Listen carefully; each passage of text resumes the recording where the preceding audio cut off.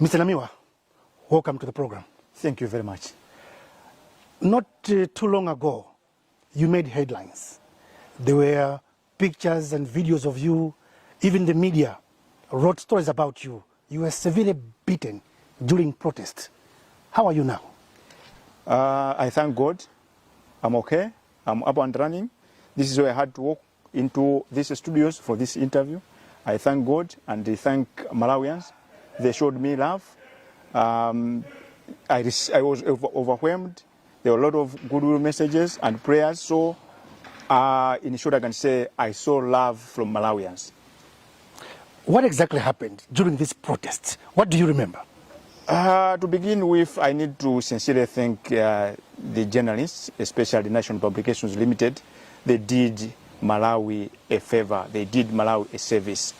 You remember, I raised that pertinent issue during the All-Inclusive Stakeholders Conference in Blantyre, where I made it a point that the current Inspector General of Malawi Police Service, Madam Mene Yolam, is a threat to the peace and stability of this country. You know why I raised that issue? I asked her a simple question to say, we have had incidences of violence at Mbowe. We had incidences of panga wielding thugs at Lilongwe Community Center ground twice. But then we had another incident at Parliament. So I wanted her to tell the nation who was actually apprehended and at what stage was the case. She never had a readily available answer. Now, I take it that it was that material time, it is a particular time when God wanted us to see where exactly are we in this country. A message was sent that no one is safe in this country. Mind you, it was not about Mr. Namiwa. It was not about the Citizens for Credible Elections. It was not about CDEDI.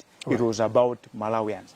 Everyone saw it for themselves that no one is safe in this country, because in my life, I never for a second anticipated that we are going to have a day where a citizen is going to be assaulted just like that in full view of the Malawi Police Service and the Malawi Defense Force when they were looking away. I never anticipated that. And we should never even, you should never wish that to your worst enemy. No one should undergo what I went. You remember, prior to that one, when I was addressing the press briefing, I said we are all accomplices, and all of us, we should feel ashamed that we have reached that far. Mwina kungofuna kukudula pang'ono. Ndimangofuna kuti mwina utalongosola bwinobwino mmene zinachitikira. Nangasi tinangoona ma videos, tinangoona zithunzi, koma sitinamve kuwawako. Anthu sitinaone nkhope. Amene anakupanga ataki, unaona nkhope. Chinachitika ndi chani pa nthawi imeneyo? Titacheza koyambirira pang'ono ndikuchokera kuchipatala. Ndinawo kuuza Ntchindi unena kuti mabala ndi amene wazilonda zilipo, koma zilondazo sizikuwawa kwambiri. Chimene chikuwawa nchonena kuti zimene zimachitika Apolisi Alipompo, asilikali ankhondo Alipompo. Koma chowawa kwambiri mafana ndinene chikuti anthu amene aja amapanga zimene zicha anthu amadziwa. Mutati muone pamene paja anabwera osabisa nkhope. Apolisi aja kwadziwa, asilikali aja kwadziwa. Ndi chinthu chimene chimawawa kwambiri. Ndiye mukandifunsa kuti chachitika ndi chani, ndikupira kuti mpaka napanopa ine sindi munthu woyenera kuti ndifotokoze. Inu a nation komanso atolankhani ena munagwira ntchito yabwino, Amalawi anaziona. Pamalopa japa munachoka bwanji, munathawa bwanji, chifukwa zimaoneka kuti tu anakupanilirani kwambiri. Munazemba bwanji, munasowa bwanji pamalo amene zimachitika zimenezi. Ndifake manena mchizungu chakuti dzanja la Mulungu linali pamene pajapo, chifukwa ineyo siningakwanise kufotokoza kuti chidachitika ndi chani. Koma chimene ndikuziona chonena kuti ndinachoka pamene pajapo mugalimoto ya Apolisi imene inanditenga naenda nayo limodzi mpaka ndikafika ku chipatala kumene nakathandizidwa. Koma ndibwerere pambuyo pang'ono ndinene kuti zimene zinachitika pamene pajapo tichose kuti ndinamiwa, tichose kuti ndi CDEDI. Zimene zija ndi uthenga waukulu umene upita kwa Malawi kunena kuti mziko muno tikuyang'anira chibwana. Mziko muno tikupanga chibwana kwambiri. And mziko muno palibe ni munthu mmodzi yemwe amene ali safe. chitetezo mziko muno palibe chifukwa chona kuti nthawi zonse zinthu zikachitika timayang'anira kuti tikapita ku polisi ndikapeza mtendere kapena ame akutitetezera kumpene pecha tinaona kunena kuti zimene amapanga amene anabwera anayambisa zonse zicha anabwera ndi shamboko mmanja amachita kudusa chonchi kwadusa asilikali ankhondo nda apolisi ine ndikamakhala sinimalingalira kuti siku lina lake zimene zingachitike andi tisalole kuti zimene zachitikenso ndifake ndi nkanena nthawi ija kupake kuja kunena kuti madam Melini Yoram mkulu wa apolisi opano ndi chiopsezo ku ufulu komanso chitetezo ndi bata mdziko muno lero anthu aziona tinkayankhula kunena kuti anthu aja apolisi amadziwa anthu aja akwadziwa anthu kumasafuna kuchitapo kanthu zidayambira pambowe kupita ku parliament pamene pacha pakumindi pacha kamene kaja nkachiwiri kuchitika zinthu zimene koma mpaka na pano palibe wamangidwa china chowawa nchoti amalawi achiziwe ndikuuzeni apa kuti anthu ena amene maona atavala uniform pamene ngati polisi si apolisi anatenga panopa kukhala zionesero zabata ndi mtendere pa anthu 10 ena aliwonse amene maona atavala uniform ya polisi amakhala kuti 6 si apolisi kusonyeza kuti lelolo zovala zimene zimeneka kuti ziteteza lelolo sunga zikhulupirire zovala umboni wa zimene mukukamba zokuti 10 si apolisi 6 umboni ulipo china sinomvesa chisono chonena kuti anthu ena amene amatenga azikwanje aja nga polisinso chimene chochitira kuti inu ndine tichite manyazi kuti dziko litayang'anira zinthu zopusa kwa nthawi yayitali siku lyanali ine koma pamawa azakhala ndani chifukwa pensa fika pano akhoza kugwirizana kuti tiyeni kwa nduna yakuti akhoza kupita kumene uchi tiyeni tipite kwakuti akhoza kupanga zimene so ngati Malawi zimene zachitika zija tanika tizuke tivale zilimbe titeteze ufulu wa demokrasi sizoona kunena kuti zovala za polisi azikavala zingandanga sizoona noma kuti pamene pachapo pazikabwera galimoto apolisi adalendo baja ndi mfuti asilikali akasinjali pamene pachapo ikabwere galimoto ya anthu ambanda nkumayiyanganirira ndikuyilola kunyamuka kumapita sizoona zimenezo munavulazidwa munapita kuchipatala lokha mukuti apolisi ndamene kuperekezani mutapita ku polisi pochoka kuchipatala kukachita report muna kauza zotani nangasi mwina muli ndi umboni wina woti nkhope zomaziona zinali zovuta ndipo ndinene pano kuti tinapita ku polisiko chifukwa choti malamulo amatero koma sizimeneka kupita chifukwa choti apolisi Alipompo amazionera anthu akwadziwa ku polisiko munangopita basi amati pachingereza amati formality tinapita ndithu kalembesa statement ya zimene ndinaziona kunena kuti inu ndine Alipompo aja maona anthu aja Anamiwa mwina tichoke pang'ono zakuvulala kwanu anthu ambiri tomakhala mafunso kuti anthu ngati inuyo omenyera maufulu mmaoneka kuti mmakhala ndi ndalama nthawi ndi nthawi zochitira organize ma demonstrations ngati mmachitira mucha ndalama mazitenga kuti choyambirira sanafike kunkhani ya ndalama kuti mafana neneji kuti kaswiri wina wakuafika kunoziwika bwino adanena mawu mafuna ndauze amene akutionera kapena kuti mvera pano pa kunena kuti mawu amene tizilingalira mkatikati motukucheza kunena kuti amanena kuti when history is written by blood it is the memory of the oppressed that becomes ink and it is written never to be erased tikamapanga zinthu mmene tikucheza pano kuyambira lero kupita kusogolo ndikunena izi chifukwa kuti tikuyandikira chisankho cha pa 16 September chimene chimwina kwangosala myezi iwiri ndifuna ndauza Malawi kuti munthu wina amene amafunira bwino Africa adayankhula mawu kuti when history is written by blood it is the memory of the oppressed that becomes ink and it is written never to be erased so tikamapanga zinthu zathu tikamapanga zibwana tisamayi wale kunena kuti mukalola mbiri kumalembedwa ndi magazi ndi umunthu chikumbumtima cha anthu osausidwa aja chimene chimasanduka inki funso langa la funding muliyankha ikalembedwa mbirija imavuta kuti ifufutidwe nkhani ya funding ndinena kuti bungwe la CDEDI limene limachokera chifukwa kumene kuja tinapita ngati Citizens for Credible Elections nkhani yathu tunena kuti Mai Justice Annabel Mmanja komanso a Chief Elections Officer Andrew Mpesi atule pansi kapena achosedwe chifukwa chani they are too compromised to preside over a free fair and credible elections chifukwa chani ndikunena zimenezo tikuziwa ife kunena kuti pa mtima pa organization iliyonse pamakhala transparency and accountability, and anthu aja agwisa ntchito pa Chingerezi timati legal authority mukakayang'ana mu constitution yathu gawo 12 imene manena kuti anthu onse amene agwisa ntchito mphamvu poyera akuyenera kumapanga zinthu zawo poyera, openness, transparency and accountability. Ndema stakeholders achisankho adapempha kunena kuti tifuna tione kuti mu electoral management system muli chani, iwo aja akukana. Ndiye mabungwe osiyanasiyana anthu akufuna kwabwino tinabwera nkupanga a grouping imene ikunena kuti Citizens for Credible Elections ngati organization. Mutati muone nkhani imene tikambayi is a noble cause, is a national cause. Sinkhani yanu ya Meki, sinkhani ya Namiwa, sinkhani ya CDEDI, sinkhani ya Malawi. Because chisankho ndi chinthu chokhacho imene matipasa ife mwayi oti titirirenso democracy ija. Ndiyeno mukandifunsa nkhani za ndalama ndikuuze kuti Amalawi eni yake amene amakondwera ndi ntchito imene timagwira amasonkha pang'ono ndikumagwirira ntchito ija. Kumabungwe omwe siyaboma kumene tikuchokera ku civil society kuna kulikonse we are more or less like beggars. Chifukwa chani ndalama kuti mupite organization iyo samata talemba proposal yo ndi begging, ndalama zimabwera za anthu akufuna kwabwino. Mwimbe Alipompo Namiwa kwa onse amene mukutionera ino ndi special program imene Kucheza ndi Sylvester Namiwa pano pa Nation Publications Limited. Tikhala tayima pang'ono tikubanaso chigawo chinacho.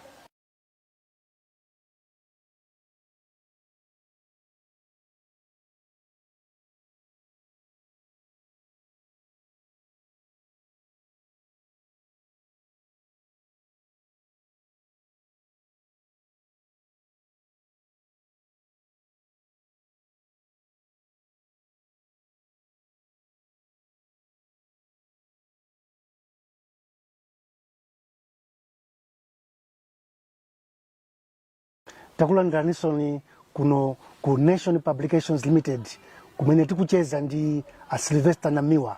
Ina dzina langa ni Ntchindi Meki. Tisapite ku break Namiwa makamba zokuti kumbali ya funding there are people who contribute a few there and then you ndalama zimene zizi are you sure ndiza Malawi kapena zochokera kwa anthu ena ake magulu ena ake ali ndi ma special interest mdziko muno?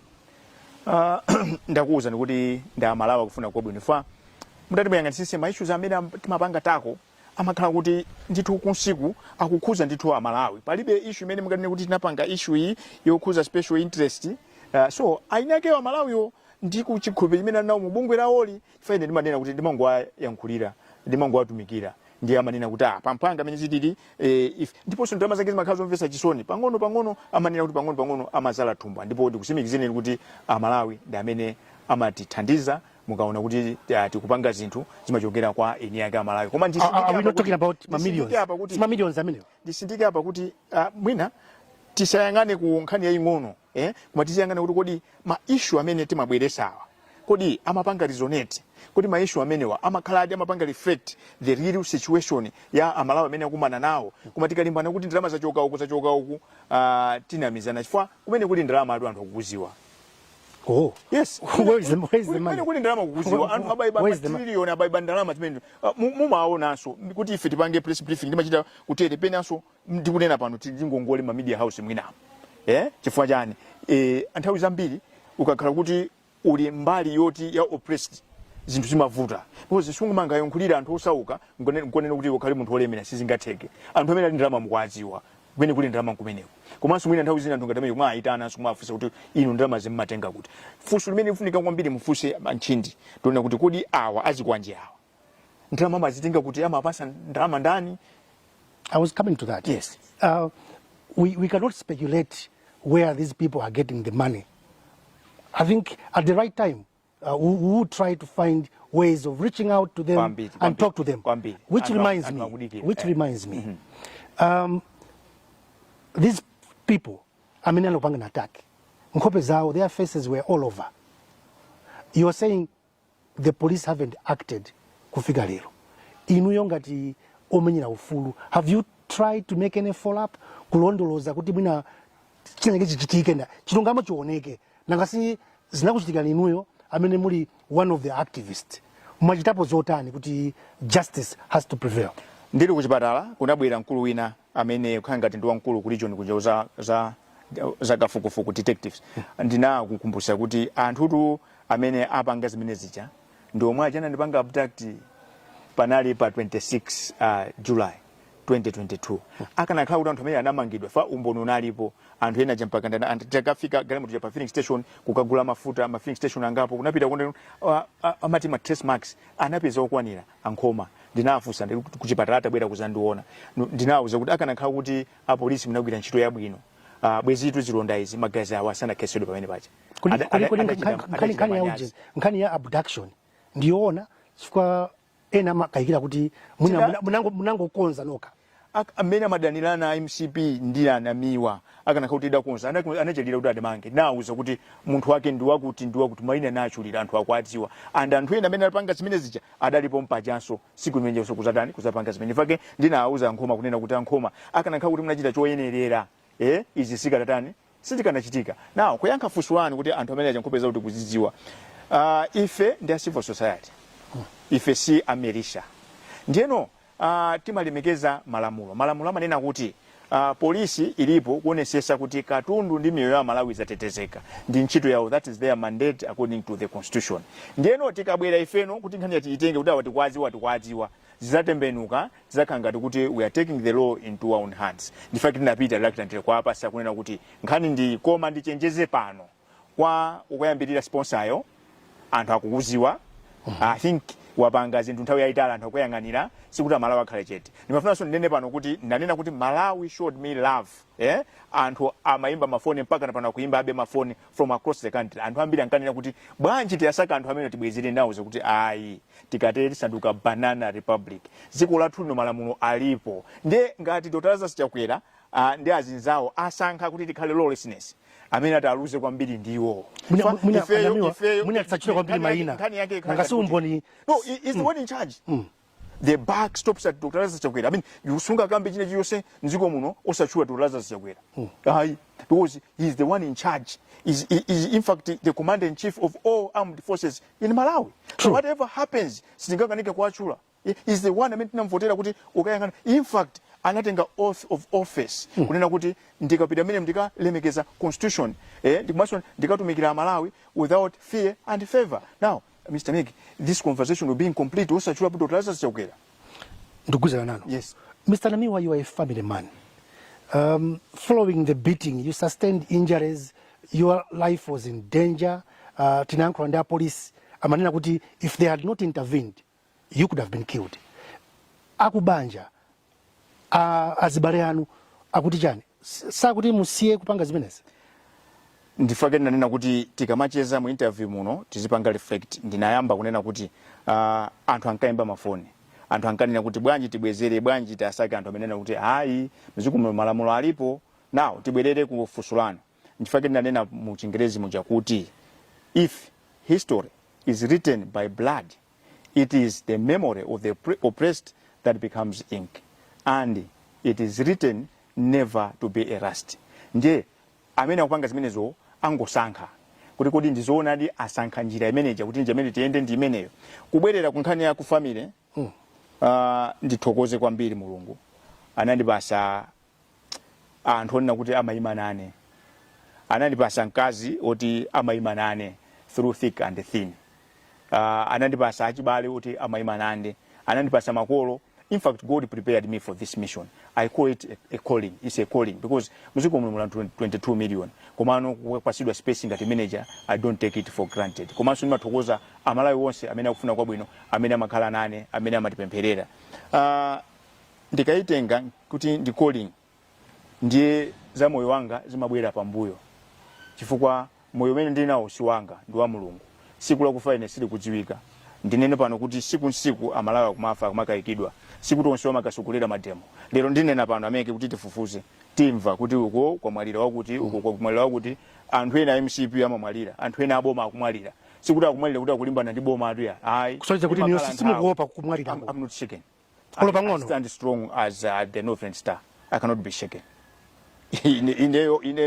Ineyo si munthu ona kuti ndikayime kuti ndizi hayi. Akanakha kuti munthu uli matekeseka. Hayi. Ntchito imene taisiya. This is not for the faint-hearted.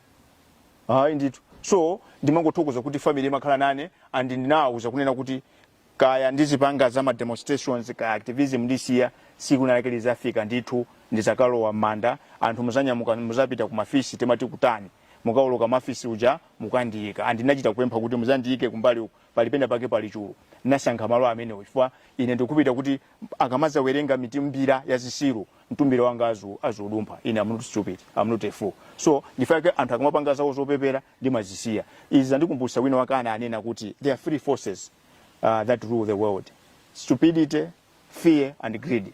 Tingofuna kuti panopa inu ndine tingoyamba kuzipasa gawo kuti kodi ine ndili gawo liti. So ndimathokoza kuti ku family amandipempherera amandipanga encourage amandipanga support fa ntchito imene ijayo utakhala kuti udi ndinkazo kupanga support sizingatheke atakhala kuti ntchito imene ija apunguza kusakupanga support sizingatheke utakhala ntchito kuti makolo ako asakupanga support sizingatheke. So ndimathokoza kwambiri koma ineyo ndimaitenga kuti uwu ndi utumiki umene Mulungu anandikonzera mapadera kuti Anamiwa ntchito imene muzagwire ndi mwayankhulire Amalawi. Choncho ineyo ndilibese pa za moyo wanga ndilibese pa ntchito imene ilipo ntchito imene ndizayigwira ngakhale akanakhala kuti anandiphera pamene paja ndikuganiza kuti pakanazukanso Anamiwa ena 1000 amene akanagwira ntchito kuipitiriza and zimene zinachitika pamene pajapo zapanga inspire and motivate Amalawi ambiri komanso zapereka umboni fa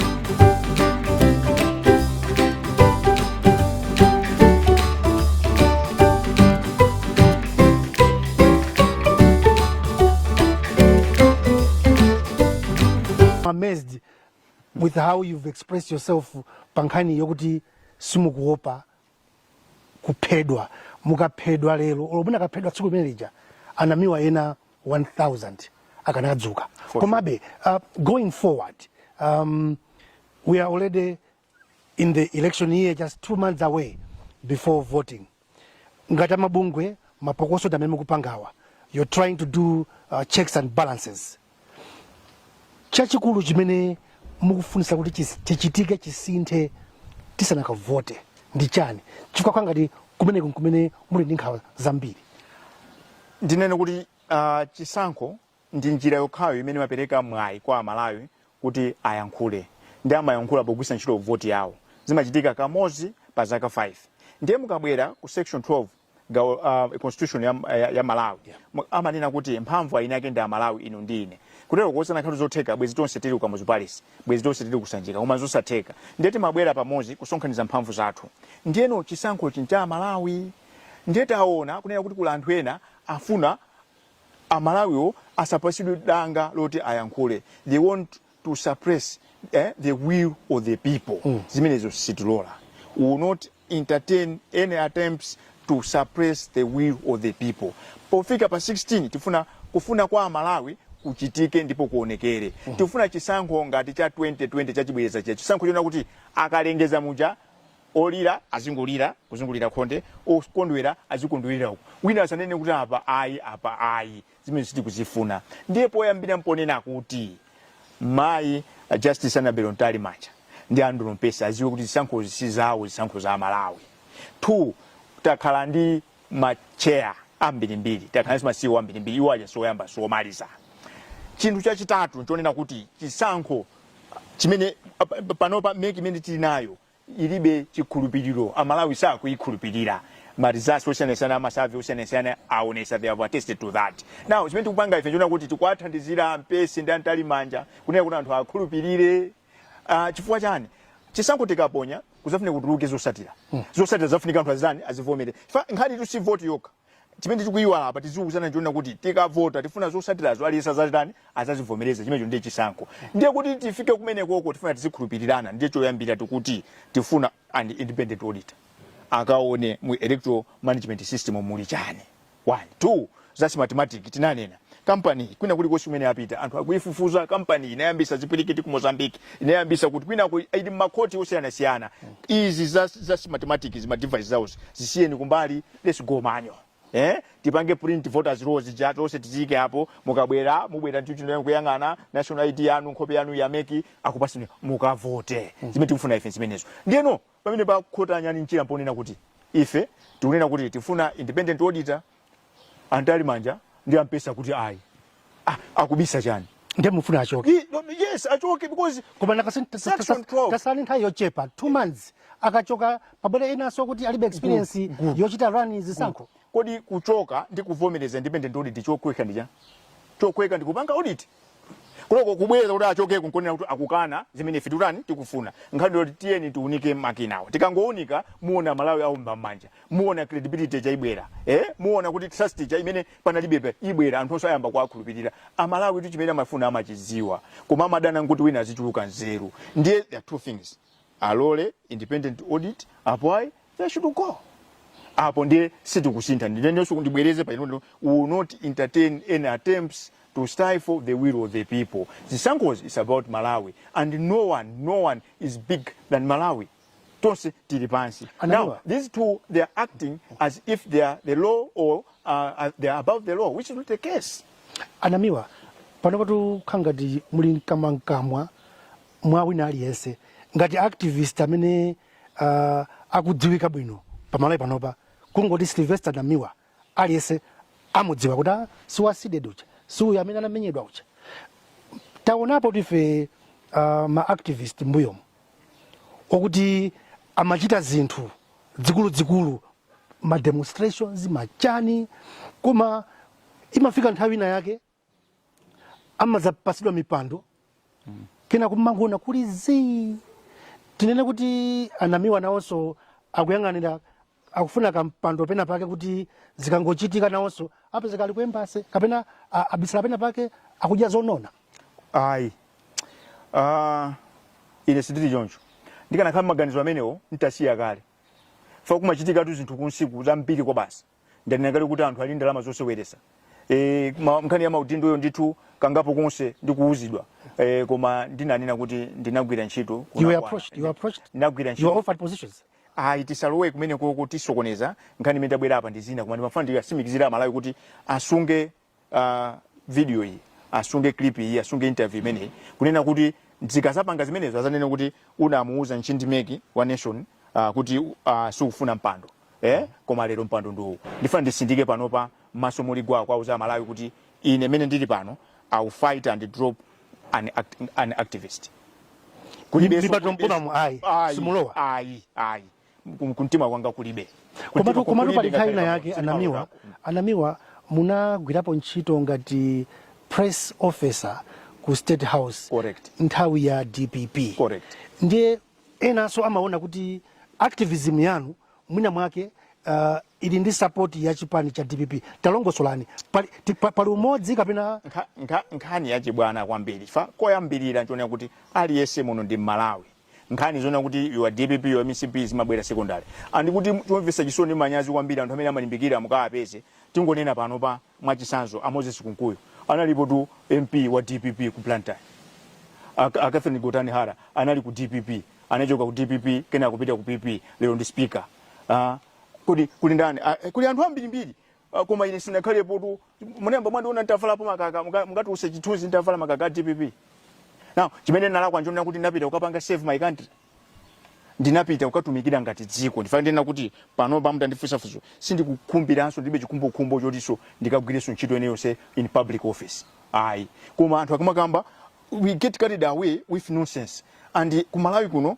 we find solace and we spend a lot of time discussing trivia kusia ma issues amene angatithandize anthu amene amapanga pedo such nonsense amakananso kuti iwo ni macaprice ndakuuza nikuti akunkuya nakhalapo MP wa DPP it is on record Catherine Gutani Hara ndi speaker panopa ndi vice president wa MCP anakhalapo ku PP anakhalapo ku DPP koma mukamakamba zonsezo akubwera lero nkhani yonena kuti musifusa kuti the issue at hand Namiwa and anzake akunena kuti you want credible elections nkhani imene is it making sense, is it valid?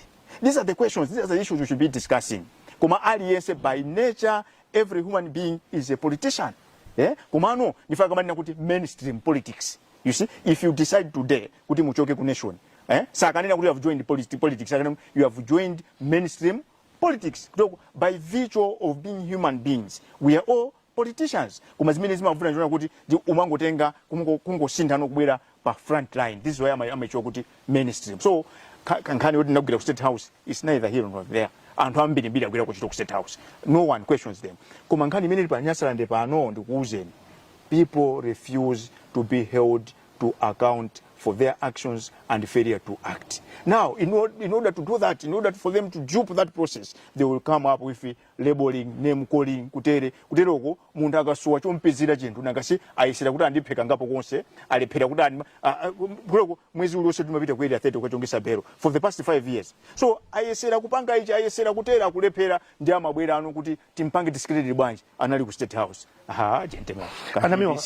Anamiwa, we have had a good chat, and indeed takambankani za Mene zinachitikira pa tsiku limene the way you were attacked kuchipatala apolisi ndamene anakuperekezani ku polisi munapita kukatula madando ngakhale mukunena kuti apolisi wanthu akwadziwa palibe chimene akuchita.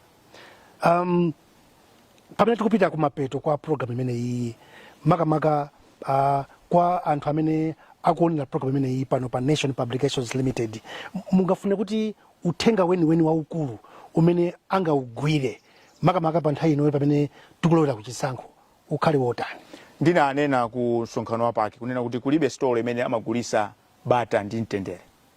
There's no shop you can go kuti ndikamukagula peace and stability, kulibe. So nthawi yakwana unena kuti aliyense akhale vigilant. We should preserve and safeguard this democracy by safeguarding the integrity of the electoral process. It is only the credible electoral process that can give us leaders we can trust. So, aliyese panopa ndi nsilikali, zijatinka ngonena kuti no one is safe, mwaziona, aliyese nimboni panopa, ndithokoze kuti amalawi, mabungu usiyana adayankhula, kuma kuyankhulako, tisalekele pompaja. Tipite step, we need to act. Because the bad boys are in town. These are the guys whose DNA they detest democracy. So we should not give them a blank check. Otherwise, tibwirira kuchomena anthu ankangopedwa, kumangidwa, kulandidwa akazi, kulandidwa minda, opanda chifukwa. So anthu awawa, they don't mean well because 14 June 1993 they voted no to democracy. Kenaka atakhala nthawi yaitali anana makuti asintha lero mwaona somano zimene akupanga. Now nthawi yakwana panopa akufuna kwabwino because Martin Luther Junior ngati sindikulakwisa adanena kuti the world is not destroyed by the violence of bad people but it is destroyed by the silence of good people. And miyoyo yathu imayamba kuonongeka sikumeta sankha kukhala chete kumaonera zinthu zoyipa. Fandanena kuti inu ine tonse amene tikuonera amalawi tasonkhezera kuti Malawi afike popepera pamene tafika hapa, kuti afike ponunkha tafika hapa, komanso kuti tikonze zinthu nditonse inu ndine. There's nothing personal. Isakhale nkhani ya Namiwa, isakhale nkhani ya CDEDI, isakhale nkhani ya Ntchindi Meki, koma tiyeni tibwere tigwirane manja because panopa we are living in this country on borrowed time. We have borrowed the time from our children and their children. Sikuna lake posterity should not judge us harshly. Kunena kuti tinalipo anthawi nake tinkangoyanganira. Nifake ndikuombera manja mabungu onse amene anabwera. I agree with you, Mr. Namiwa. We are living on borrowed time, and indeed our time seems to be coming to the very end. But I do thank you, Mr. Namiwa, for finding time to come and have a chat with Nation Publications Limited. For our viewers out there, this has been a special program here at Nation Publications where we had a chat with Mr. Sylvester Namiwa, an activist who not very long ago was brutally beaten by some thugs in Lomwe during protest. My name is Ntchindi Meki.